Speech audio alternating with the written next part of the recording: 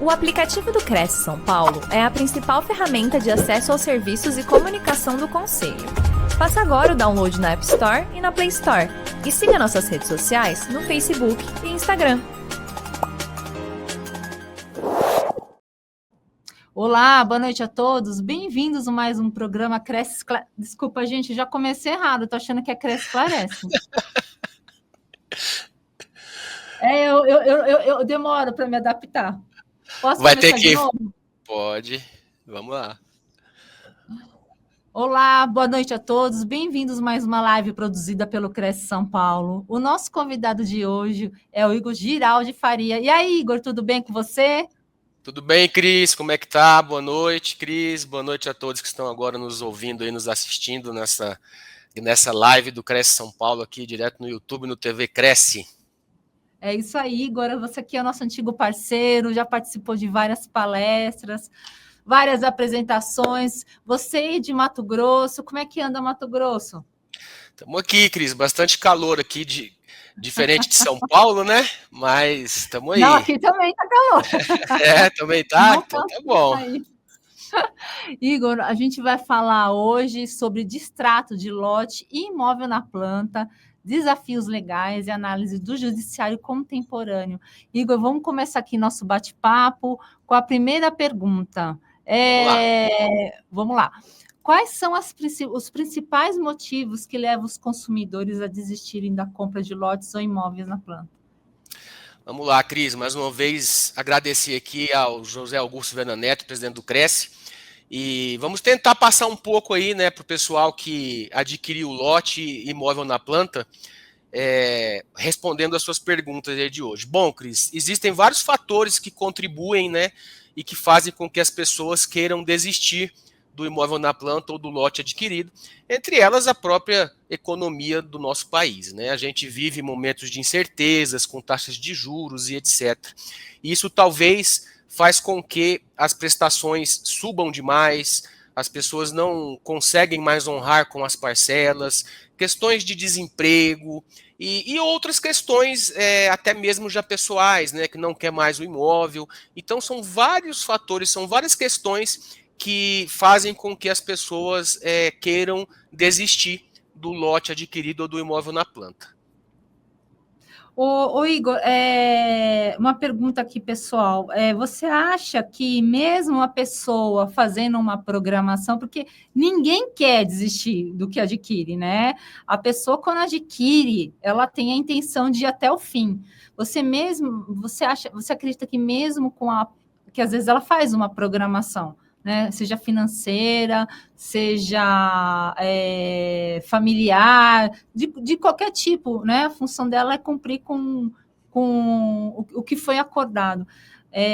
Você acha que pode realmente assim ter surpresas que ocasionem esse distrato? Cris, assim, a gente sabe que os imóveis, de uma forma geral, é um dos maiores sonhos de qualquer pessoa hoje. Só que a gente também entende que às vezes as coisas não saem como a gente espera. Então, quando a gente tem cenários de estabilidade econômica, momentos de alta inflação, de índices de correção que flutuam demais, isso faz com que as pessoas que, ainda que tenham feito uma programação, elas não esperam que, por exemplo, no ano que vem ou daqui 2 ou 3 anos, as parcelas aumentem 30%, 40%. Eu tenho casos aqui de parcelas que dobraram de preço. E aí chega em um ponto que toda aquela programação ela não consegue mais seguir, mais honrar, e aquilo que era um sonho acaba se tornando um pesadelo. E as pessoas começam a buscar auxílio para se verem livre desses contratos, né? Até porque ninguém é obrigado a permanecer contratado em qualquer negócio que seja, né? É logicamente que o distrato existem implicações jurídicas, né? Que a gente vai falar depois, mas a sua pergunta foi o que levam, quais são os motivos, né? Então eu vejo que o principal é essa estabilidade econômica que a gente vive hoje no Brasil. Né? A gente não tem como prever se ano que vem, daqui 2 anos, a taxa de juros vai estar alta, vai estar baixa, enfim. Isso tudo impacta, né, na correção das prestações, seja de lote ou de imóveis na planta. E como é que a legislação brasileira se comporta, né, prevê esse distrato de imóveis? Houve uma mudança nesses últimos tempos? Você acha que está favorecendo mais o consumidor, imóveis na planta? Enfim, como é que você enxerga isso? Cris, de 2018 para cá, nós temos uma lei, que é a 13786 de 2018, que é a chamada Lei do Distrato. Antes dessa lei, os distratos eles eram regulamentados por decisões da própria justiça, que a gente chama de jurisprudência. E essa lei veio para regular a forma de distratos de lotes de imóveis na planta, onde ela previu, né, multas, né, tanto para a construtora como para os adquirentes.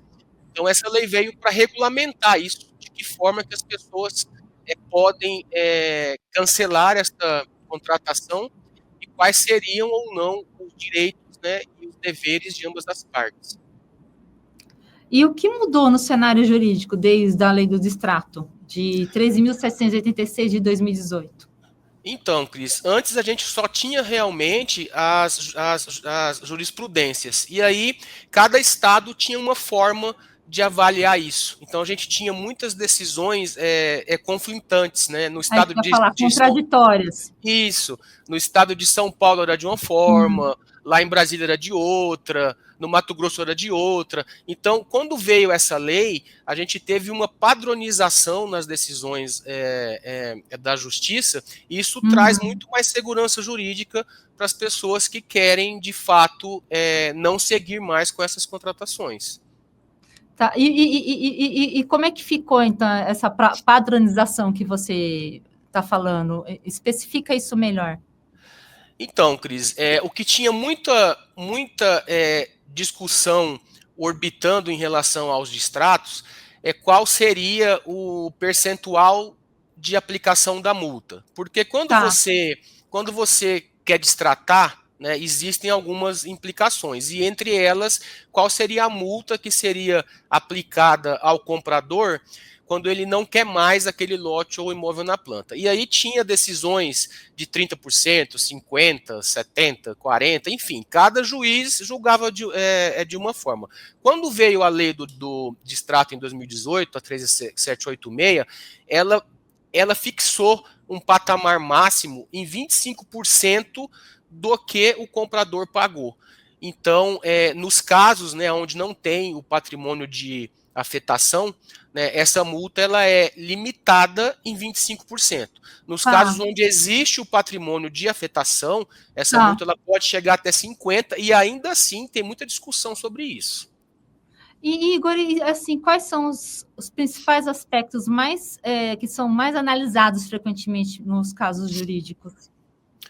Cris, o que os tribunais eles têm realmente observado em casos de distrato é, primeiro, as cláusulas do contrato de compra e venda, se elas são ou não abusivas, né? Aí nós temos questões da comissão do corretor, se é devolvida ou não, isso tem que estar muito claro em cada contrato. Nós temos as questões da multa, né? A gente pega muito contrato aqui, Cris, eu analiso muito contrato, que a construtora ela aplica a multa sobre o valor do contrato.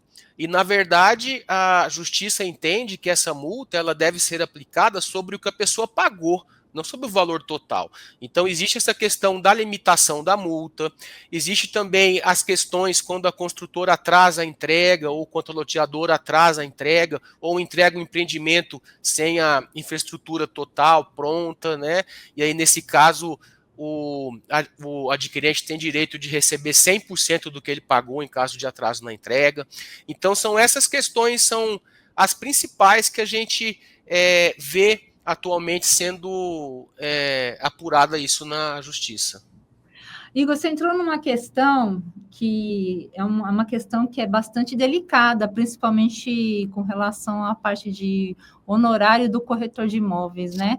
Existem situações que o corretor, o profissional, ele tem que devolver o honorário dele, né?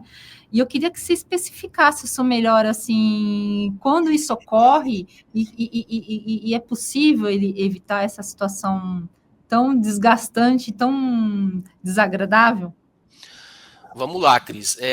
Primeiramente, tem que deixar claro que o adquirente de lote ou imóvel na planta, quando ele pretende o distrato, ele jamais vai entrar com uma ação contra o corretor de imóveis. Ele vai entrar contra a loteadora ou a construtora. Ponto. Isso aí é fato, tá? Segundo, a lei que entrou em vigor em 2018, da lei do distrato, ela fala que nos contratos tem que ter o quadro resumo bem detalhado, o que é comissão e para quem foi paga e de quem é a obrigação. Então, existem casos que está claro lá no contrato que a obrigação é do vendedor, no caso da construtora ou da loteadora, e existem casos que está claro que essa comissão é de obrigação do comprador e que não vai ser devolvida. Então, na maioria dos casos que a gente tem visto, os contratos atuais estão muito bem feitos e, de fato, não se consegue mais tão facilmente restituir a comissão, tá? A comissão, uma vez paga, ela remunera o trabalho do corretor de imóveis, e a única forma que o comprador teria direito de receber de volta são duas hipóteses, tá? A primeira é em caso de atraso na entrega do imóvel ou do loteamento. Aí, nesse caso, o adquirente tem direito a 100% do que ele pagou, inclusive a comissão do corretor, que vai ser restituída pela empresa, não pelo corretor, porque ele já prestou o trabalho dele, tá? Sim, é isso que eu queria saber. E a segunda hipótese, Cris, é quando o contrato está, ou ele está omisso, ele não diz de quem que é a obrigação do pagamento dessa comissão, ou quando o contrato fala bem claramente que essa obrigação é da vendedora, no caso da empresa, né, loteadora ou construtora. Aí, nessas duas hipóteses, de atraso na entrega ou de constar claramente que essa obrigação era da vendedora, a comissão vai integrar aqueles valores devidos para fins de restituição. E uma pergunta aqui que é bastante interessante, eu queria saber se existe diferença entre o tratamento judicial entre os imóveis residenciais e comerciais, ou é a mesma coisa? Cris, a gente tem visto que quando se trata de imóvel residencial, existe uma proteção maior, porque a justiça ela aplica tanto a lei do distrato como o Código do Consumidor. As cláusulas contratuais, elas não podem estar nem infringindo a lei do distrato e nem mesmo infringindo o Código de Defesa do Consumidor. Já quando se trata de um imóvel comercial, a justiça tende a observar um pouco mais o que realmente foi tratado no contrato, tá? E aí talvez observado um pouco mais detalhado as obrigações do comprador em relação a esse imóvel. Então, eu vejo que imóveis residenciais, eles possuem uma proteção maior. Maior. E você pode especificar melhor assim quais os direitos do consumidor previstos em lei ao solicitar o distrato? Que eu acho isso bastante importante. Isso é importante. Então, quando se fala em distrato, Cris, o adquirente que não quer mais seguir, ele tem direito à devolução dos valores que ele pagou com o desconto da multa prevista na lei, que é no máximo até 25%. Nos casos de atraso na entrega, ele tem direito à devolução dos valores integrais. Outra coisa também que tem que deixar bem claro é que a partir da hora que o imóvel ele é entregue, né, o lote já foi entregue para poder ser construído alguma coisa, ou o imóvel na planta já foi entregue, ele tem que pagar o IPTU. Então, esse IPTU é de responsabilidade do adquirente. Então, além da multa, as construtoras também podem descontar o valor do IPTU devido desde que o imóvel já tenha sido entregue. Entende? Sim. E então, assim, de uma forma geral, né, o ponto principal é isso. Eles têm todo adquirente tem direito a cancelar o contrato, a receber de volta o que pagou descontado as multas legais e Sim, receber em parcela única, tá? tá. Eu vejo muita construtora que eles Hum. querem devolver em 2 anos, em 3 anos. Isso aí a, a justiça entende que é abusivo e que a devolução tem que ser em parcela única. Parcela. E uma outra pergunta, desculpa, é uma curiosidade minha, e até acho que interesse geral. Qual é o prazo limite para essa devolução? Existe um prazo limite dentro da lei? Olha, Cris, a lei fala, né, para você ver, né, os artigos de uma lei de 2018, a justiça ainda está flexibilizando, porque a lei fala que esse pagamento ele pode ser parcelado. Tem um artigo lá expresso na lei que diz que sim, Ah, mas a justiça tem entendido que ainda que conste na lei essa previsão de devolução de forma parcelada, ela é abusiva. é abusiva. Tem entendimento do STJ que o valor tem que ser devolvido em uma parcela Forma só. integral. E o que acontece? Quando o processo ele termina, né, que a gente passa para a fase de execução, que vai se cobrar o que de fato a empresa deve, o juiz determina que seja pago dentro de 15, 20 dias no máximo. Então, o que demora um pouco mais aí é o trâmite da ação. Hoje, uma ação dessa gira em torno aí no estado de São Paulo, 6 meses a 1 ano, talvez um pouquinho mais, entende? Então, considerando, né, que a maioria dos casos as empresas não querem devolver os valores de forma correta e ainda parcelar em 12, 18, 24 vezes, talvez, diante de uma análise de cada caso, seja mais vantagem para quem comprou um lote entrar com ação judicial mesmo, né? Aqui, de forma alguma também, eu acho que seria a melhor saída. Eu sempre sou daquele que prezo para uma tentativa de acordo, tenta resolver sem precisar de uma ação judicial. Mas, se Sim, você for colocar na ponta do lápis, as pessoas tendem a receber valores maiores quando elas demandam com ação judicial. mas assim, não tem um prazo dentro da lei, assim, no máximo, que antes de entrar com essa ação judicial, Então, um o ano, que a lei 6 meses. fala a lei prevê a devolução, Cris, Ah, a partir da hora que o imóvel está pronto e de forma tá. parcelada. Tá? Quando Ah, termina lá o empreendimento, que devolve. Mas isso aí tem sendo muito questionado, vem sendo muito questionado, porque demora. ainda que a lei fale isso, a Hum, justiça entende que isso é abusivo também, devolver de abusivo. uma vez só. Sim, Você sim. imagina um empreendimento que vai terminar daqui 5 anos, É você isso que eu ia falar, pede o demora. distrato, aí você pede, aí você liga lá e fala, olha, eu não quero mais. Aí eles fazem um Sim, termo lá e falam, olha, eu vou começar a te devolver o seu dinheiro daqui 5 anos. Não dá, é. entendeu? Não tem condição. Não tem condição. E Não. alguma jurisprudência recente que favoreça o consumidor em situações de Sim, resistência? tem várias, várias. Hoje Não. em dia, atualmente, é praticamente unânime em todos os tribunais de todos os estados do Brasil que a Não. devolução tem que ser em parcela única e a desconto máximo de 25%, com jurisprudências recentes, 2024, 2023. Isso é bem tranquilo, Cris. E antes era de quantos por cento? Se você está falando que. É que assim, Como é que era a situação anterior? isso, eu vou te dizer.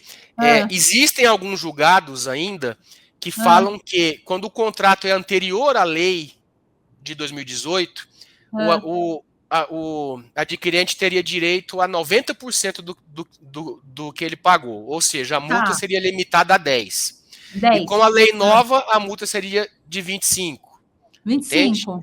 A Tá. justiça anda padronizando isso, independente da data do contrato, entendeu? Logicamente que tem juiz que ainda aplica aquele entendimento antigo, fala, olha, o seu contrato foi assinado em 2015, a multa máxima é 10%. Ainda existe, mas a maioria das decisões tem limitado em 25%, independente da data que o adquirente adquiriu o imóvel. E como o Código do Consumidor influencia as decisões judiciais nesses casos? Nesses casos, Cris, os juízes fazem uma análise se aquelas cláusulas contratuais estão de acordo ou não com a lei do distrato e com o Código de Defesa do Consumidor. E aquelas cláusulas que são abusivas ou que coloquem o adquirente em uma situação de onerosidade excessiva ou de desequilíbrio contratual, a justiça tende a afastar essas cláusulas ou adequar essas cláusulas ao que o código fala. E existe, assim, um limite legal imposto às incorporadoras em caso de distrato? Existe, Cris. A lei de 2018 ela veio justamente para regulamentar isso, né? Então, quando a loteadora ou a construtora, o empreendimento está com patrimônio de afetação, que é quando eles destacam aquele imóvel para garantir a obra, né, para garantir toda a construção, a lei ela limita em 50% a multa. E naqueles casos que não tem o patrimônio de afetação, o limite é de 25%, sobre os valores que foram pagos, tá? Eu vejo muito contrato aqui, Cris, que consta lá, em caso de rescisão a pedido do adquirente, a multa é de 10% sobre o valor do contrato. Aí você pega um imóvel de 300 mil reais, a pessoa já sai com uma multa ali de 30, né? Aí eu vou te dar um exemplo. Se a pessoa pagou 20 mil reais, a construtora vai dizer que ela não tem nada para receber de volta, porque a multa é sobre o contrato. Isso está errado. A multa é sobre o valor que foi pago. Entendeu? Sim. E na sua opinião, assim, como é que os juízes têm avaliado as cláusulas contratuais que impõem multas ou retenções de valores? Você acha que eles estão mais direcionados ao direito do consumidor ou mais às incorporadoras? Cris, com toda certeza eu vejo que a justiça ela tem protegido mais os consumidores, principalmente quando se trata de lote ou imóvel residencial, tá? Sim. Até porque eu vejo como um grande absurdo as pessoas pagarem 20, 30, 40, 50 mil reais e quando elas vão pedir o distrato por alguma situação que elas não querem mais seguir, a empresa diz que não tem nada para pagar de volta. Olha, a gente vai cancelar as suas obrigações aqui, mas não temos nenhum valor a te restituir. Então, a justiça não está concordando com isso. A justiça tem condenado as construtoras em vários processos de forma que seja observada essa limitação da multa de 25% e devolvida a diferença. Ô, Igor, você me falou que o distrato de imóveis residenciais é mais seguro com relação aos imóveis comerciais. E como é que estão, assim, só para a gente entrar um pouco, não quero, senão a gente pode fazer um outro programa falando sobre isso, só sobre distratos comerciais. Pelo que você me passou, eu sinto que existe mais insegurança com relação aos imóveis comerciais. Como é que está a situação, assim, geral, só para eu entender um pouco com relação aos imóveis comerciais? É porque, na verdade, assim, Cris, quando se trata de um imóvel comercial, a justiça tem dado mais validade às cláusulas que está no contrato. Justamente porque aquele que adquire um imóvel comercial pressupõe que ele tem um entendimento melhor sobre os contratos que ele está assinando, né, se tratam de empresas e etc. Né? Então, quando a gente vai para um lado do imóvel residencial, a maioria dos adquirentes, eles não têm um conhecimento técnico, eles não têm um acesso a um jurídico, a um advogado para discutir uma cláusula ou outra, né? Quando já se trata de um imóvel comercial, talvez a situação ela muda um pouco. Então eu vejo que o Poder Judiciário ele tende a dar uma proteção maior para aquelas pessoas que adquirem imóvel residencial no sentido do distrato, né? Quando elas querem distratar, é aplicado mais o código e a lei. Quando se trata de um imóvel comercial, a justiça ela observa se de fato aquelas cláusulas elas são válidas ou não, porque eles entendem que talvez as duas partes, tanto a construtora como o adquirente, tinha conhecimento do risco e das consequências em caso de uma rescisão.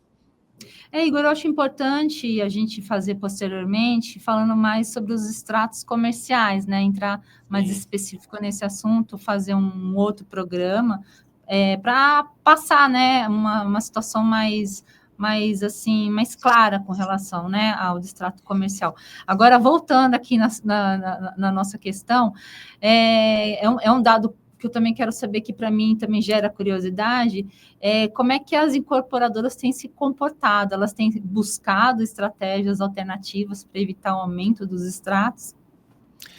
Cris, tem, né? A gente sabe que a situação não está fácil para ninguém. Sim. E as construtoras elas têm feito reparcelamentos, elas têm feito renegociações, tanto de parcela como de saldo devedor, têm jogado para o final do contrato. Vai da política de cada construtora. Eles querem manter o cliente, logicamente, né? Que eles não querem perder esse cliente, mas eu vejo que quando tem muita instabilidade na nossa economia, os extratos tendem a aumentar. E aí, com isso, as construtoras tendem a chamar o cliente para fazer acordo, né? Só na situação mesmo que não tem como, ou que a pessoa realmente não quer mesmo mais seguir, que daí se parte para a rescisão do contrato mesmo. Porque, na verdade, não existe mocinho nem bandido, né? É uma situação, é uma situação capitalista, né? E exatamente. A gente vive numa economia, infelizmente, no Brasil, eu não considero estável e acho que não é para ninguém, né? E são situações muito delicadas. Mas é também muito importante falar, Cris, que assim, existem algumas construtoras, digamos assim, né? Ou várias, que são bem inflexíveis também. Tem construtora que é bem inflexível também.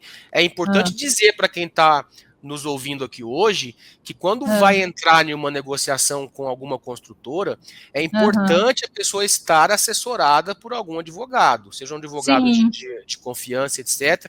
Por quê? Porque a maioria não entende da legislação que rege lote imóvel na planta, né? Então, às vezes está se fazendo um novo acordo ali, que lá na frente vai ficar pior, entendeu? Então, é muito interessante que as pessoas tenham essa visão de, se for negociar, que façam assessoradas, né? Não façam sozinhas, entendeu? É para garantir a segurança jurídica mesmo, né? Porque exatamente. Eu não sou advogada, muito pelo contrário, eu pouco entendo de lei, né? Eu entendo, assim, o básico, né? Porque eu leio para poder conversar, né? Com o advogado, fazer o programa e tal. Mas eu sei que tudo que está constando no contrato é válido. Então, assim, pode ter alguma coisa que não esteja de acordo com a situação econômica, né, do adquirente, e aí ele passa desapercebido por ele, ou por falta de entendimento, talvez também, e muitas vezes é por falta de entendimento, porque muitas vezes eu mesmo leio o contrato e tem algumas coisas que eu não entendo. Eu tenho um irmão, graças a Deus, que é advogado, eu passo para ele. Então, Cris, assim, é porque, na verdade, assim, as pessoas, quando elas chegam nesse ponto de uma nova negociação com a construtora, é porque elas já estão devendo algumas parcelas. E aí as pessoas começam a ficar desesperadas para sair daquilo, entende? E aí a construtora propõe, olha, a gente vai jogar isso aqui lá para o final do seu contrato, vamos reparcelar, etc. Fazem um termo aditivo e manda para o cliente assinar. E muitos assinam sem levar esse documento para algum advogado olhar. E às vezes se colocam em uma situação pior do que já estava, entende? Então, é importante que as pessoas mantenham a tranquilidade, né? Entendam que, em que pese ser uma situação difícil, estar devendo, parcela e tal, é uma situação que tem solução, né? E Sim. procurem ser assessoradas para que a situação não fique pior. Pior. Não sair assinando os documentos sem uma assessoria primeiro, né? Sim. Isso é importante. E é possível, de alguma forma, recuperar 100% do valor do imóvel da planta? Só nos casos de atraso na entrega, Cris. Quando a gente fala em atraso na entrega, você sabe que com essa lei de 2018, as construtoras têm uma carência de 180 dias do prazo do contrato para entregar o imóvel. Então, ultrapassado o prazo do contrato e esses 180 dias, abre para o adquirente várias possibilidades, entre elas a de rescisão com devolução de 100% dos valores. Então, a única forma de se conseguir a restituição de 100% é no atraso da entrega do empreendimento. Igor, finalizando aqui a nossa conversa, o contrato constou cláusula de alienação fiduciária. Dá para desistir do distrato? Ou posso desistir do distrato? Cris, você fez uma pergunta que talvez a gente precisaria de um novo programa para falar sobre isso, mas eu vou tentar explicar de uma forma geral o que está acontecendo ultimamente, tá? A alienação fiduciária, ela é uma garantia. Então, na verdade, a pessoa pega aquele lote ou aquele imóvel na planta, o banco financia esse valor e o imóvel fica como garantia de alienação fiduciária. E a alienação fiduciária, ela tem uma lei específica que rege ela. Quando a pessoa fica devendo, um exemplo prático, né? O banco ele retoma esse imóvel, leva esse imóvel a leilão para pagar a dívida, entende? Então, de uma forma geral, tá? Os contratos que possuem alienação fiduciária, eles não estão passíveis de distrato pela Lei 13.786, tá? Mas o que acontece? De um tempo para cá, vou te dizer aí 1 ano, talvez um pouco mais, a Justiça vem entendendo que, primeiro, essa cláusula de alienação fiduciária tem que estar registrada no cartório, na matrícula do imóvel. Porque se não tiver, ela não tem validade. É o primeiro ponto. A segunda é que, ainda que esteja registrada, quando se trata de imóvel na planta e ele não foi entregue ainda, é uma coisa não palpável. O imóvel não está pronto. Entendeu? Sim. E ainda que esteja com alienação fiduciária, seria possível fazer o distrato. Então, eu já vi algumas decisões de processos contra construtoras e contra a Caixa Econômica, onde a Justiça concedeu o distrato, ainda que contenha cláusula de alienação fiduciária, desde que o imóvel esteja na planta e não tenha sido entregue ainda.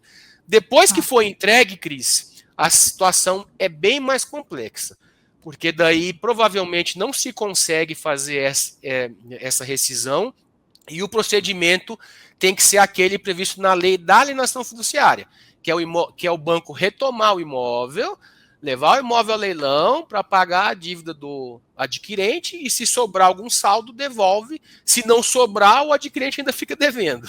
Entende? Então, é um pouco mais complexo. A gente precisa fazer também um outro programa. Vamos anotar todos os programas que precisamos fazer. Realmente, cada ponto ele é muito assunto, né? É um assunto muito assunto. Essa questão a alienação fiduciária, ela foi bastante debatida ano passado, saiu uma decisão do STJ, porque os juízes estavam dando distrato em todos os contratos, inclusive os que tinham alienação fiduciária. E os bancos eles começaram a questionar isso, falar, olha, nós temos uma lei específica que rege a alienação fiduciária, não pode ser dessa forma. E aí o STJ entendeu que nos casos de imóvel com alienação que o cliente está devendo, ele segue a lei da alienação fiduciária e não se aplica o CDC. E aí tem que o banco pode retomar, levar leilão, etc. Então é uma situação bem complexa. Você vê que tem muitos nuances. É um outro planeta aí. Exatamente. Cris.